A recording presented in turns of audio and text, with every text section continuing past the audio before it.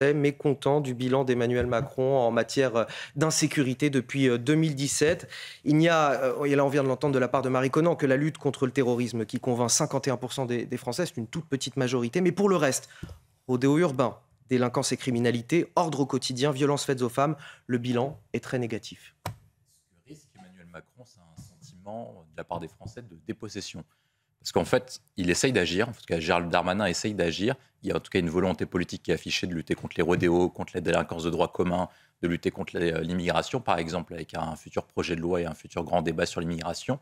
Mais malgré tout, la difficulté, c'est qu'il n'y arrive pas.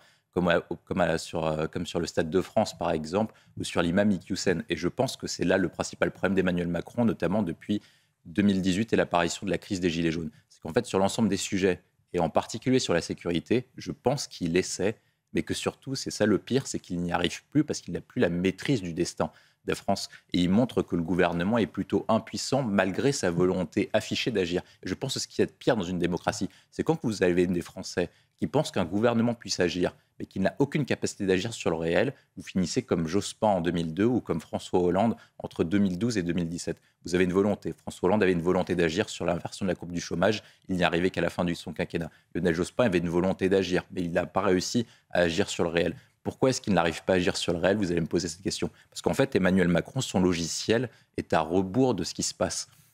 Quand vous regardez son programme et toutes ses idées, révolution, etc., tout s'est heurté par rapport au réel. C'est-à-dire que son idée programmatique sur la question économique s'est heurtée sur la crise des Gilets jaunes. Son idée de l'Europe s'est heurtée par rapport à la crise sanitaire et au retour de l'État-nation. Et je pense que son logiciel sécuritaire, qui était beaucoup trop ancien, n'est plus en phase avec la société actuelle.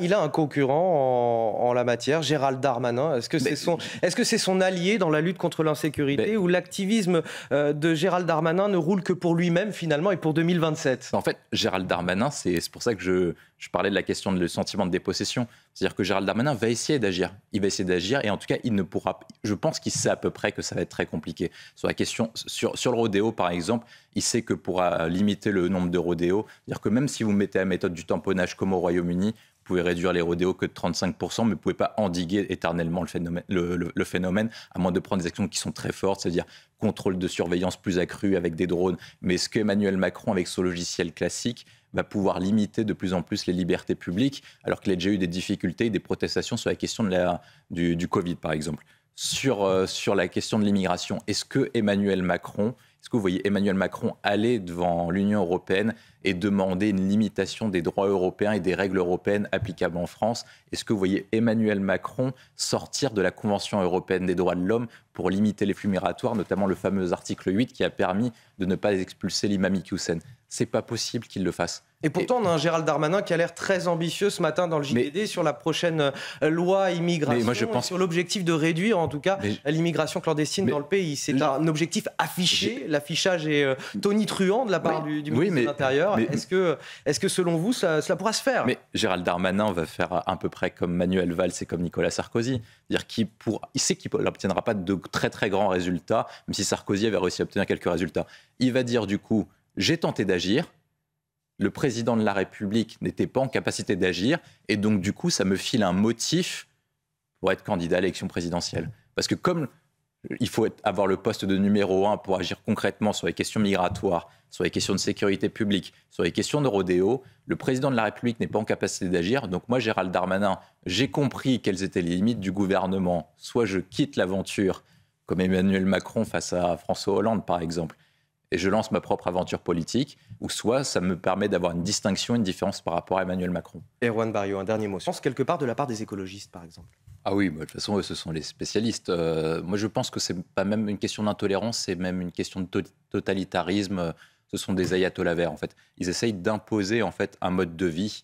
Et ils essayent de l'imposer à tout le monde. Ils ont une minorité de vie, ce qu'on appelle des bobos urbains. Et ce mode de vie de bobos urbains, ils essayent de l'imposer à la France entière. Ils ont essayé de le faire sur la question des véhicules lors de la crise des Gilets jaunes avec la fiscalité environnementale. Ils essayent d'imposer ce qu'ils appellent la mobilité douce. Je ne sais pas pourquoi ils appellent ce mot-là, mobilité douce avec la question du vélo, etc.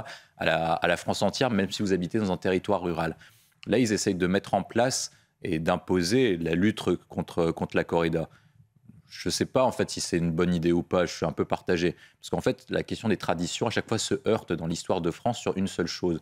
Vous ne supprimez une tradition que si par cas ça causerait ou ça donnerait une image de barbarie.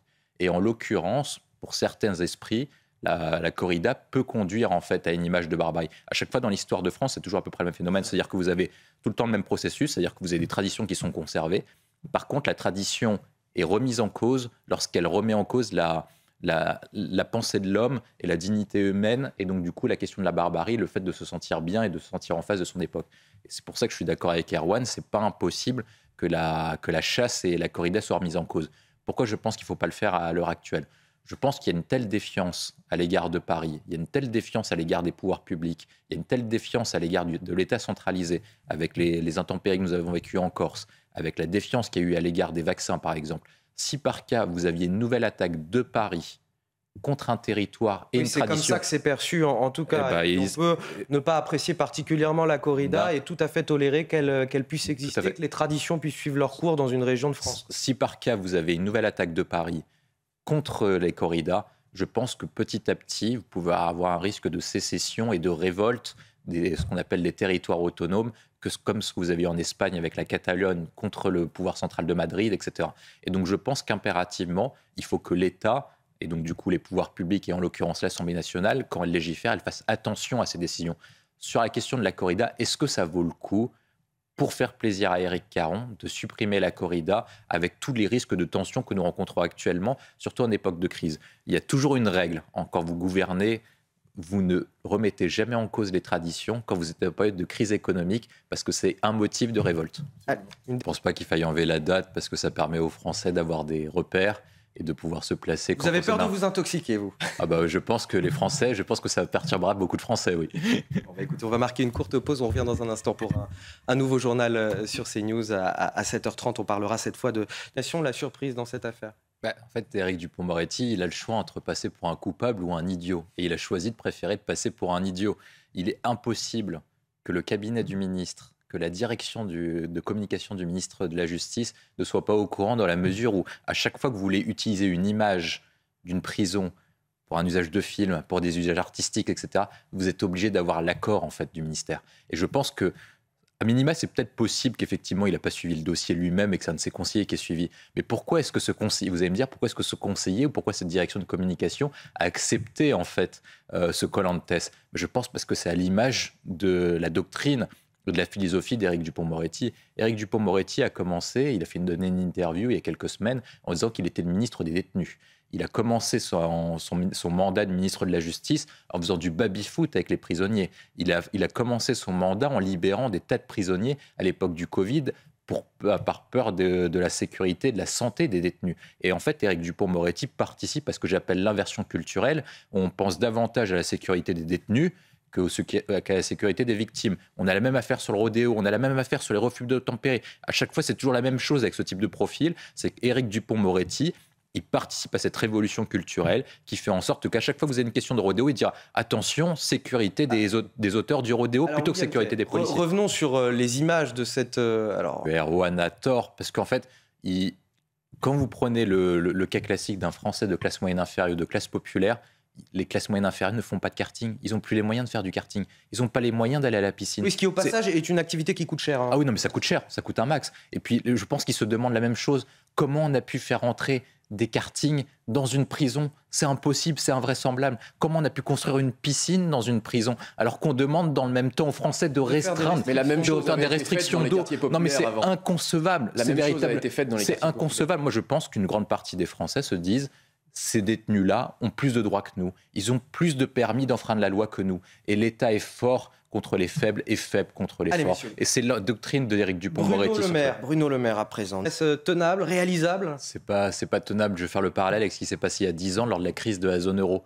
Vous aviez à l'époque un économiste qui s'appelait Mundell qui avait théorisé la question du triangle d'incompatibilité. Vous ne pouvez pas poursuivre 3 objectifs en même temps. Maintenir l'euro, fermer les frontières et maintenir la stabilité de la monnaie. Et bien là, c'est un peu pareil. Vous ne pouvez pas à la fois viser une réduction des déficits à 3%, aider les Français et baisser les impôts. Ce n'est pas possible. C'est pas possible. En fait, il faut annuler à minima un des 3 objectifs, sans lequel ce ne sera pas possible. En vérité, le quoi qu'il en coûte, il n'est pas fini. Moi, je pense que ce qu'ils vont annuler comme objectif, c'est la réduction des déficits à 3%. Parce que de toute façon, il n'y a aucune indication pour le moment, que ce soit dans les annonces de Bruno Le Maire, dans celles d'Attal. Objectif européen.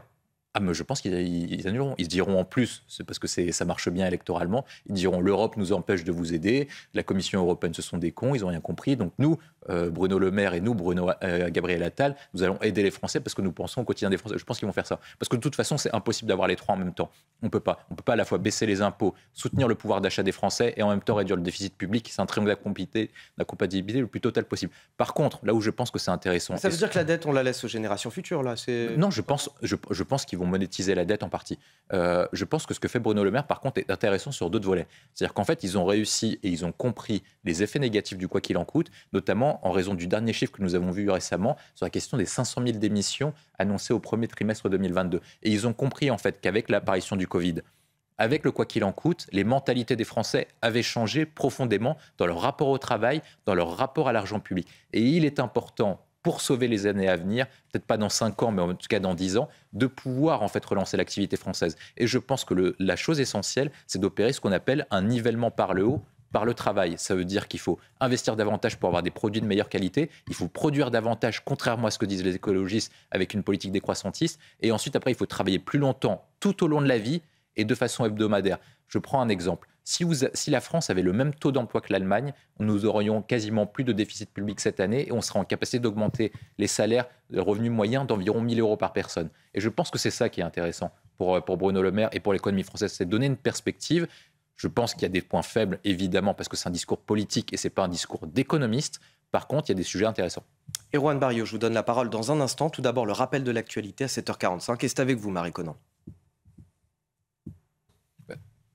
Il y a un débat, c'est est-ce que l'homme peut, avec le progrès technique, peut combattre même tout l'état de nature jusqu'à sa propre mort, ou en tout cas choisir son propre destin.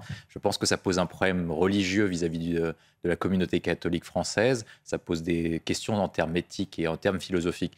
Moi, je pense qu'à titre personnel, on y arrivera. Je pense qu'on y arrivera. Après, maintenant, la question, c'est comment on le fait adopter. Est-ce qu'on accepte de cliver la société sur un sujet comme ça ? Sur une réponse comme ça, est-ce que c'est au Parlement de s'en emparer ou est-ce que c'est aux Français de s'en emparer ? Est-ce que ce sera une priorité à un moment donné ? Parce que ça aussi, c'est un serpent de mer et c'est quelque chose qui... C'est pas vraiment une priorité, mais Lynn Renault a... C'est pour ça que je pense que le clivage est très important. Elle a mis la phrase qui... en fait, je parlais au début de l'émission de la question de la dépossession. Elle a donné une phrase qui était très intéressante. Jusqu'à la fin de leur vie, les Français veulent retrouver et conserver la maîtrise de leur destin. Vous avez un tel sentiment de dépossession en France que les Français, en fait, savent que ce qui leur reste, c'est leur propre corps et leur propre destin à eux-mêmes, dans la mesure où leur destin collectif commence à s'évanouir. Je pense que sur cette question-là, il faudra passer par référendum.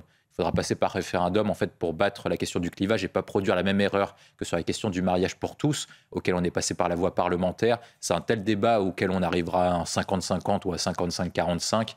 En fait, c'est que uniquement les Français qui devront trancher cette question-là, parce que c'est une question personnelle. Et je pense que chaque Français a un problème avec cette question-là, notamment parce que quand on parle de sa propre mort, c'est très compliqué. Moi, à titre personnel, je suis plutôt d'accord avec Lynn Renault. J'aimerais pas mourir dans des conditions comme elle a évoqué. Erwan Barry, dire aux Français que maintenant il faut qu'ils acceptent. Non, si, c'est toujours la grande bourgeoisie qui est sur ces enjeux sociétaux. C'est pas vrai. Les gens déjà ils pensent à réussir leur vie et pas leur mort. Ça c'est quand on n'arrive pas à faire. Je pense que vous n'avez pas rencontré la mort récemment. Vous avez des personnes. Moi, je viens d'un milieu populaire. Quand vous pensez des personnes du milieu populaire, il y a une question essentielle. C'est pour ça que je pense que c'est pas un clivage de classe, c'est un clivage religieux et philosophique. Quand vous êtes un Français de classe populaire, vous avez une seule chose auquel vous tenez. Vous savez que vous n'avez pas d'argent. Vous savez que vous n'allez pas laisser de patrimoine à vos enfants. Mais il vous reste qu'une seule chose à laisser à votre descendance, c'est l'image qu'ils auront de vous. Et c'est la question de la dignité eux-mêmes. Le débat, messieurs, est lancé. On arrive à la fin de cette première heure. C'est l'idéologie 68 qui est dans ces derniers hockey. On va parler